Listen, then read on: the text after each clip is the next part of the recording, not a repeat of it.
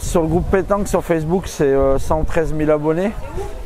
Sur YouTube, c'est pratiquement 3000 et sur TikTok, c'est 25 000. Le but, c'est de partager les informations de la pétanque. Et puis, on a créé une association de la loi 1901 en 2019 en parallèle, justement pour essayer de développer la pétanque chez les jeunes. Donc, il y a plusieurs façons.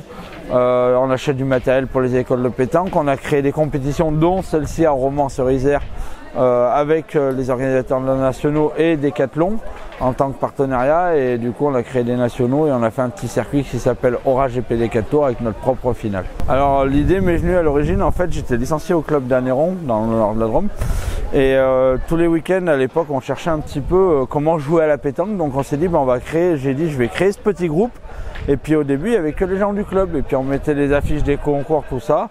Et puis après, il y a 2-3 personnes qui ont commencé à intégrer le groupe, parce qu'au début, tout le monde pouvait l'intégrer facilement, et puis ça a pris de plus en plus d'ampleur. Voilà comment l'origine est venue en fait.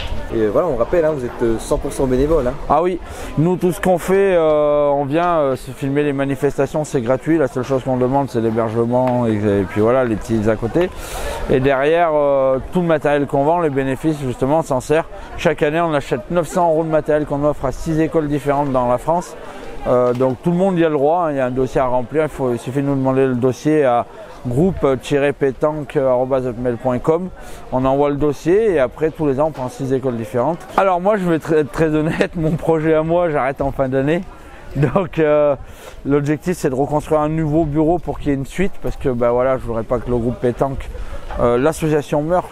Parce que les réseaux ne mourront pas, puisque moi je les garde, les réseaux je vais les continuer à les faire vivre, mais l'association voilà, elle va essayer de continuer sur ce qu'on est parti et peut-être de se recentrer un petit peu, parce que là on est quand même large, on fait du senior, on fait des championnats, et justement ils voudraient repartir que sur les jeunes, justement pour avoir moins de masse de boulot. C'est ça, alors c'est beaucoup de temps, et puis une passion, il faut, pour être bénévole il faut aimer la passion qu'on fait.